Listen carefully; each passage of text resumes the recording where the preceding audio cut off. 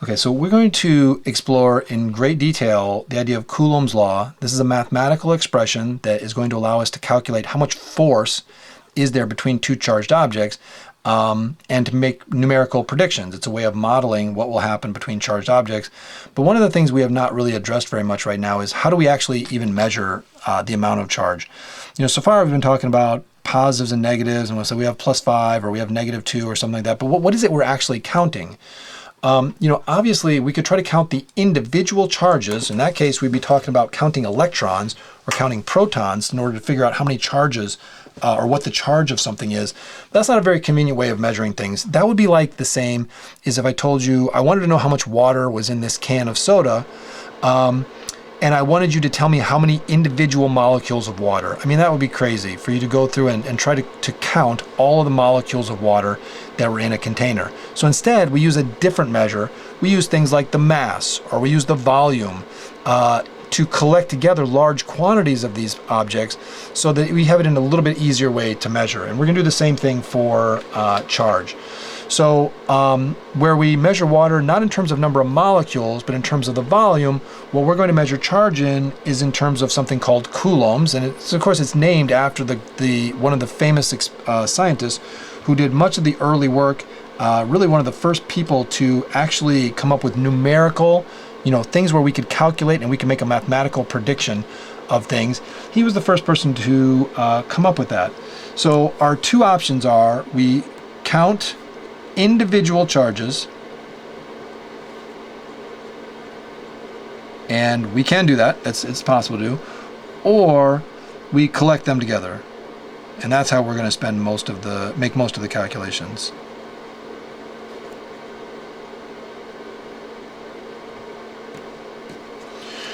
Okay, so this unit that we're going to use is called the Coulomb, and 1 Coulomb, the symbol for it when we write this will be capital C, not lowercase c, capital C, for coulombs. And it turns out that in 1 Coulomb there are 6.25 times 10 to the 18th charges, or in this case, usually, remember, the only ones who ever actually move are the electrons, so in this case we would be talking about electrons. If I had 1 Coulomb of charge, that would mean that I moved 6.25 times 10 to the 18th electrons from one object to another one. Okay, now this is not a number you'll be asked to memorize. I just want to point that out, that this is what a Coulomb is. It is an incredibly large number of charges. Just to put this into perspective, this is 6.25 million trillion charges in 1 Coulomb. That's a lot of charge. Typically, a lightning strike, which I'm sure you can appreciate, that's a pretty large amount of charge. A lightning strike could be anywhere from 10 to maybe 40 coulombs. So 1 Coulomb is quite a lot of charge. That would be quite dangerous. If you were exposed to 1 Coulomb, or you were electrically shocked with 1 Coulomb of charge, that could be enough possibly to stop your heart. So 1 Coulomb is actually a very, very large amount of charge, and therefore when we look at the problems we're going to be solving, we'll be looking at very small amounts of coulombs. So we'll be looking at millicoulombs, like 1,000th of a coulomb, or more often than not, we will look at something called a microcoulomb, and I'm going to write that down for you in just a moment so that you can see the symbol for microcoulomb. But ultimately, we can use this relationship to figure out, well, what's the charge on 1 electron? What would 1 electron? And that is a number you do need to be familiar with. It will come up in problems where you may be told that 3 electrons are transferred, and so we need to be able to put a number in terms of coulombs to how much charge that actually is. So 1 electron, which is symbolized by the symbol lowercase e with a negative sign, this guy has a charge of minus 1.6 times 10 to the minus 19th coulombs.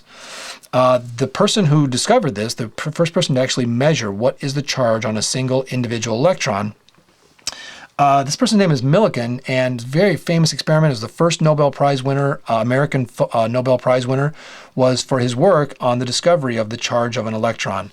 This is a particle that had only been discovered about 10 years before Millikan started his experiment. The electron was experimentally shown to exist, but we still could not work out what the charge on the thing was. That remained until Millikan did his experiment, which is like around 1910, 1911. If, on the other hand, we have a proton, we would say E plus. So that would be a positive 1.6 times 10 to the minus 19. So remember, protons and electrons, they have the exact same amount of charge. It's just one is positive and one is negative.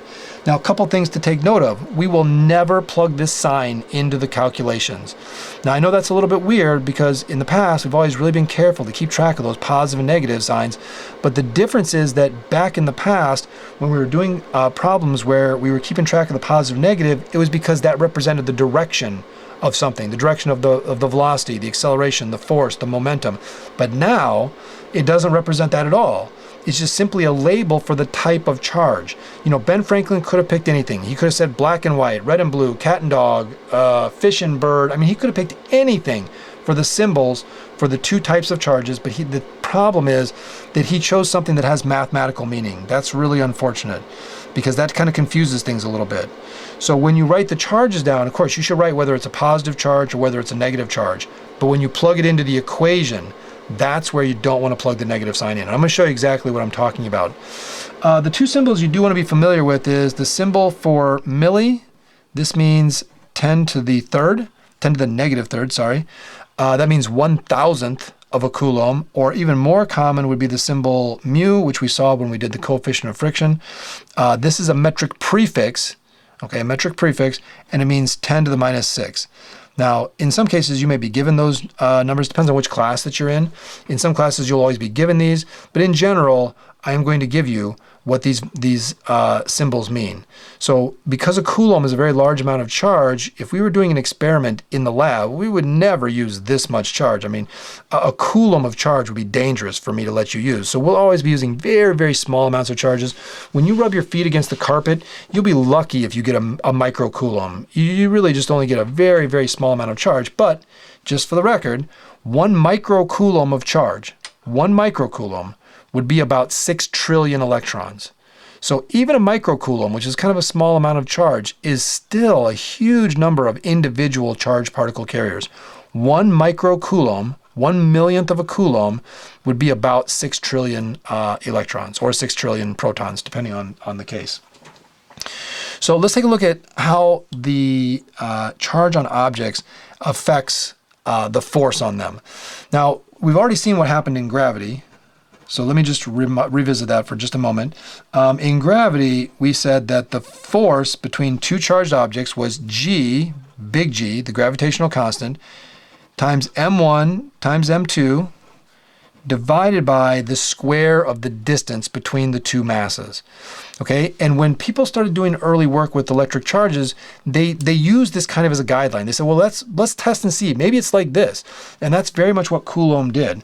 So Coulomb devised a way of testing out in the laboratory. Okay, that's very different than what Newton did. Newton used orbital motion of planets to kind of work his way backwards to come up with this law. But Coulomb did it really like kind of the more straightforward, the way that scientists would normally do it. They would say, hey, let me test out things. Let me see if the amount of charge affects the force. And what he found was that yes, it does affect the force. So I'm going to use the symbol proportional to, meaning that it's not equal to, because these two things on either side will not have the same units, so they can't be equal to each other, but they are related to each other. They are mathematically connected to each other. And what Coulomb found by testing out different size charges, he found that, yeah, that is exactly how it works. It is the product of the charges. So the symbol for charges that we will be using from here on out is going to be the letter Q. You can use capital Q or you can use lowercase q, just like we did in gravity. We used capital M, but we also used lowercase m a lot of times too. Most of the time I write lowercase q's, but it's really up to you. But just like the gravitational force, the electric force is also based on the product of the property that causes the force. So it was the product of the masses for gravity because mass is what causes gravity. It's the product of the two charges because the charges are what causes the force between the two objects. If the two objects are charged, they will experience a force, and if we know the amount of the charge, we can multiply those two together and it will tell us something about the strength of the force. But Coulomb continued to test out other things that might affect the force between two charged objects, and he only really found one other thing that affected it, and that is exactly what Newton found with gravity. Sorry, I drew the wrong symbol there. I'm going to use the proportional symbol too. So it kind of looks like an infinity sign, but with the right side cut off. So it's only 3/4 of the infinity sign. And he found that it was also inverse squared. That really made people feel good. That really made scientists feel good because they saw the connection between, yeah, gravity does act a little bit like the electric force. So it was not a big surprise to everybody that, yeah, it's an inverse square law. The force gets weaker the farther away you get. And it's actually, instead of just being a simple inverse relationship, which would be like this, 1 over r or 1 over d, it's 1 over r squared. So let's say that we doubled the distance between two charged objects. What would be the effect on the force? Well, since I doubled the distance, that would be 2r quantity squared. And so I would end up with 1/4 of the original force. What if I had 1/3, or I had 3 times the distance? Well, then that would be 1/9. 5 times the distance, 1/25. And if I made it 10 times farther away, if I took the two charges and I moved them till they were 10 times farther away, I would find that the force would be 1/100th because I have to square that distance. Now, just as a reminder real quickly, the reason why we use the letter R for distance is because if you imagine that I have a little charged object and I put another little charged object out here, let's say that guy is positive, it doesn't matter where along this circle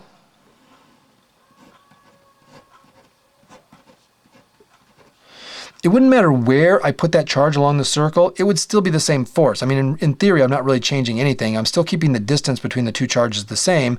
And so that's why we use R, because R is the distance between the two charges, but that distance could be, that position of that second charge could be anywhere along a circle as long as the distance between the two charges remains constant. So essentially, it makes a circle or a sphere around the charge, and as long as this second charge is anywhere on that sphere, we're going to get the same force no matter what.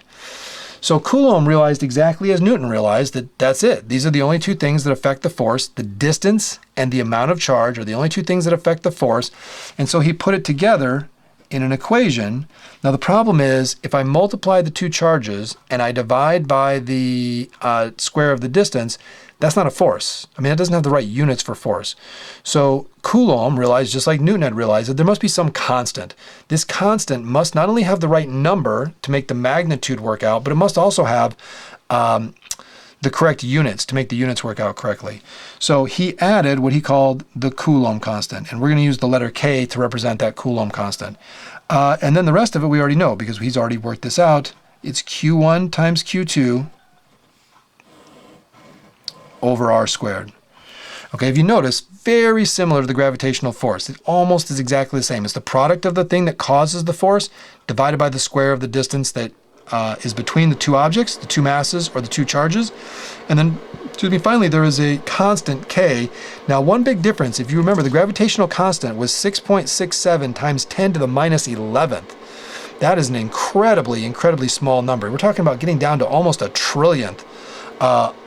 Compared to the Coulomb constant, and you may see it listed in books as 8.99, but for our purposes, we're going to simplify it. We're going to say 9.0 times 10 to the 9th coulombs. That is the K constant that gets plugged in here. So let's take a look at some of the possible problems that you may see. I'll try to work through these quickly.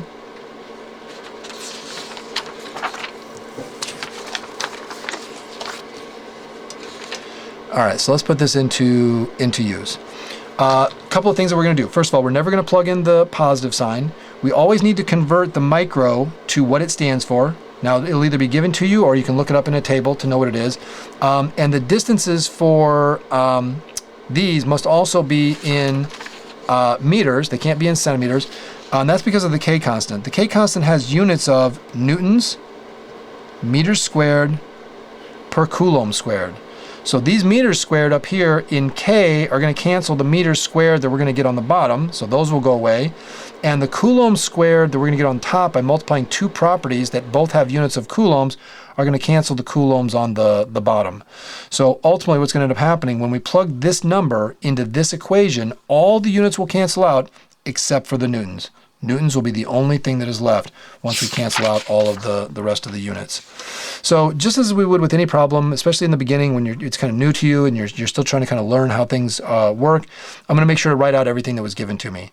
So in this case, I have two positive 3.5 microcoulomb charges, or 3.5 times 10 to the minus 6 Coulomb charges, are placed 22 centimeters apart. I want to calculate the electrostatic force between the two charges. So in this case, Q1 is going to be equal to plus 3.5 times 10 to the minus 6 coulombs. Q2 is also equal to plus 3.5 times 10 to the minus 6 coulombs. We have a distance. Now I'm going to go ahead and convert right now.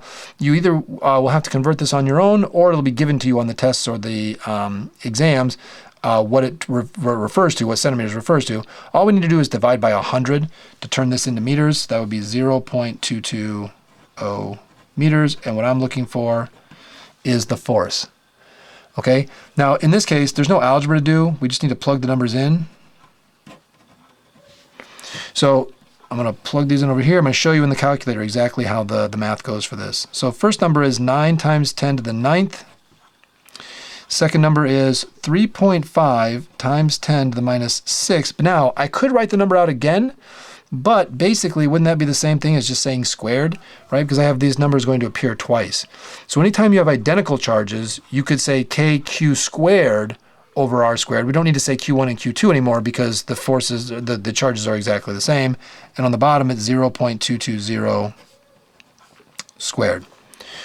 Okay, so I'm going to bring in the calculator and make sure that we can go through and everyone understands how to use the calculator along with the scientific notation. Okay, so hopefully you'll be able to see the button pushes. Really important to know how to use the scientific notation feature of your calculator. So starting off this number, it's going to be 9, second function, and then I hit this button that says EE. Now it's asking me for the exponent on the scientific notation. So in this case, that's 9 times 3.5 second function EE to the negative 6. So I use the negative sign down here, but I believe in most cases you can use the minus sign from your, from the operators over here on the right. Now I need that to be squared, or again, I could have multiplied it by itself again. That would have also been fine. It would have given me the correct answer. I'm going to go ahead and hit enter. I'm going to do all the stuff across the top. Now I'm going to say divided by, I'm going to divide by the stuff that's on the bottom. So in this case, that's 0.22 squared. That is equal to, we come up with a force of 2.3 newtons. Now, one thing to recognize, just like gravity, both charges feel that force. So the reason why I didn't plug in the positive or negative sign here is because that positive or negative sign is not going to tell me anything about the direction, because in reality, the direction is both directions. Let's imagine the two charges are right here. Okay, and here's the 22 centimeters apart from each other. What's the direction of the force on these two guys? Well, both of these guys are positive. So they are a repulsive force. So with respect to what direction does this force point, it actually points both left and right. It points to the right on this guy, and it points to the left on this guy, as it must according to the third law. Because the third law says that if this guy exerts a charge on him, or exerts a force on this guy to the right, then this guy must exert a force back on him in the opposite direction. Now, I did not need to plug in the sign to tell me that, but let's imagine that I did plug in the signs. Let's say I had plugged in the plus 3.5 and then I squared it. Well, that's going to give me a positive answer. But what if the two charges had been negative? Well, then I would have had a negative number times a negative number. I would have ended up with a positive answer anyways. So was that really telling me what was going on? No, it wasn't really telling me anything new. It just tells me that there's repulsion. That's all it tells me. Now, what if one of these were positive and one of these had been negative? Then I would have gotten a negative answer. And what would the negative answer be telling me? The negative answer would tell me that it was attraction. Because how could you get attraction except for to have one positive charge and one negative charge? You can't get attraction if they're both positive or both negative. So here's the thing. If you were to plug in the charge, this sign in front of it, it wouldn't tell you anything about the direction of the force. It would just tell you whether it was attraction or repulsion. But I'm sure we're all old enough to understand that if we have two positive charges, they repel. If I have two negative charges, they repel. If I have one positive and one negative, they attract. So plugging the positive or negative sign into this calculation is not helping you at all. Actually, if anything, it's going to make it more confusing. So this is one of the few examples where we do not ever want to plug that negative sign into this calculation. We just want to plug in the magnitude of the number, which in this case is the 3.5 times 10 to the 6th. Okay, so that's just a little technical detail. Do not plug the sign into the Q. It's going to make it confusing for you, because to say that the force is positive or negative isn't really telling you anything more than whether it's attraction or repulsion. And we will already know that before we even make the calculation. Now, that's one of the things you'll be asked to do on the test, but also you may be asked to solve for one of the other properties. For example, you might be asked to solve for one of the Q's. Or on the other hand, maybe we could solve for the distance between the two charges. So let's take a quick look at each of those two examples. And that should be more than enough for you to go ahead and get started on problems of your own. So let's say that in this example that a 4 microcoulomb charge, a negative 4 microcoulomb charge, experiences an attractive force of 15 newtons when placed 25 centimeters away from some unknown charge. What our job to do is to calculate the magnitude and sign of the unknown charge. Now I can already tell you what the sign is, and that is that the sign is positive. And the reason why I know the sign is positive is because it said that it was an attractive force. So there's no question that the only way I would get an attractive force between two objects that are charged is if they were opposite charges. It would be different if I didn't know if it was charged. Then maybe it was neutral. But in this case, no, this object is definitely not neutral. So our first charge, Q1, is negative 4.0 times 10 to the minus 6 coulombs. Remember, you always need to make that change. You cannot plug microcoulombs into the equation because it's not going to cancel the units from the K number. The K number has different units. It has to be in coulombs and it has to be in meters. And so we need to make conversions for all of these things into their base units. The force in this case is 15.0 newtons. The last thing I know is the distance. I'm going to convert that into meters by just dividing by 100 or using the chart to make the conversion. What I don't know in this problem is what is Q2. Okay, so in this example, we're still using the same equation. I'm not going to do the algebra beforehand. I'm going to do all the algebra after we've got all the numbers plugged in. So let's go ahead and plug in all the numbers, and then we'll start doing a little bit of math, and we'll start moving things around. So first of all, the number on the left is 15. On the right side, of course, we're always going to have the K number. That will be given to you on every test, every quiz, every assessment. You can have it in your notes. I mean, this is information that is available to you all the time. One of the charges is 4.0 times 10 to the minus 6. Remember, I don't plug in the negative sign. I don't plug in the positive sign either. I just don't plug in the sign on the Q's. And then I lastly have Q2, and then that is all divided by 0.25 squared. So the first thing that I would like to do is I'm going to go ahead and square the 0.25. I'm going to multiply it by 15. So let me go ahead and do that.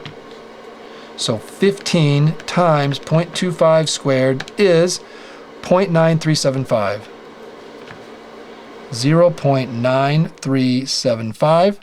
So I've done two things. I squared the 0.25 and then I multiplied both the right and the left side so that I could move this number over to the other side.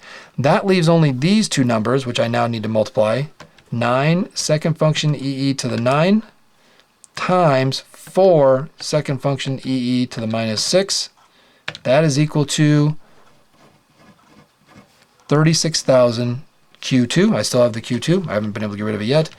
Now the last step then is all I'm going to do is divide by 36,000. So that was 0.9375 divided by 36,000. Okay, you can see it's giving me quite a small number. Now, you may want to put that into scientific notation, and the way you would do that is, in this calculator, there's above the degree button where you can change from degrees and radians. I can also change it from regular notation to scientific and engineering notation. So what I need to do to get to that menu is second function, hit that button. Now it's asking me, do you want FLO stands for floating decimal? Do you want scientific notation or do you want the engineering notation? In this case, I want the scientific notation. I'm going to click enter, and now I can see my answer has been given to me as 2.6 times 10 to the minus 5. 2.6 times 10 to the minus 5, and the units for that are coulombs. And just to remind you, we were asked what was the sign of this. We know that this one is a positive sign because this one caused there to be attraction between the two objects. Okay. One last problem, and that is to look for R. That is the one that I think people seem to have the most problems with algebraically. It's the one most likely where there will be a little calculator mistake or a little error. So let's take a look at what happens when I know what the two charges are and I know what the force is, but I don't know how far away that the two charges are. So in this case, we're going to have a minus 3 times 10 to the minus 5 Coulomb charge is placed near a 7.8 times 10 to the minus 6 Coulomb charge, and that's also negative. We know that the two charges are able to exert a repulsive force of 32 newtons, and what we want to know is what's the distance between them, or in other words, what is R? So just like we did for the other ones, I'm going to write out everything that was known about the problem. That way we won't have to go back and look at the problem again. We'll have everything kind of compiled down here in a nice, convenient form so that we can go straight to the equation. So these are two pretty small charges, and then they are exerting a force on each other of 32.0 newtons. And the question is, how far apart are these charges? Okay, so same thing in all the previous questions. It's Q1, Q2 over R squared. But in this case, when we plug the numbers in, we'll see that we have 32.0 is equal to 9 times 10 to the 9th. And remember, I don't ever plug in the negative sign for the charges. 3.0 times 10 to the minus 5 times minus 7.8 times 10 to the 6 divided by R squared. Now, before we go forward, let's do a little bit of math. Let's go ahead and get this part taken care of. And I really want to make sure everyone is clear with how do you do this in your calculator. Remember, I don't want my calculator all the time to be in scientific notation. So if I want to go back to the regular notation, I slide this over to the left. FLO stands for floating decimal. That's kind of like the normal notation. And so now when I plug the numbers in, it will give me my answers in the regular notation instead of scientific notation. Second function EE to the 9 times 3 second function EE to the minus 5 times 7.8. Remember, don't plug the negative sign in, even though I just put it in there. Don't put the negative sign in there. That is second function EE to the minus, sorry, I didn't put in the minus sign there, my mistake. 10 to the minus 5th and 10 to the minus 6th. Okay, so what I have is 32.0 is equal to 2.106 divided by R squared. Okay, so let's go ahead and do a little bit of math. I'm going to do two things at the same time, so hopefully this is not too much for everybody. I'm going to multiply both sides by R squared. That's going to move the R squared up here. Actually, you know what? Let's do it in 2 steps. That would be better anyway. So now I have 32R squared is equal to 2.106. Now I'm going to divide by 32 to get rid of that. 2.106 is equal to... 2.106 divided by 32. Okay, now I am going to do the rest of it all in one calculation. So I have 2.106 divided by 32 is equal to, now what I need to do is take the square root of it. The square root is a second function button on this calculator. So second function square root, second function, I'm going to bring back my answer from the previous calculation. And what I end up with is R is equal to 0.256539471. Okay, now I want to cut that down to the correct number of sig figs. If you notice, everything in the previous portion of the problem had either 2, or 3 sig figs, so I'm going to cut it down to 2. And so when I cut this down to 2 sig figs, that's going to be 0.26 meters, or I could say 26 centimeters. And that is Coulomb's law for calculating the electrostatic force between two charged objects.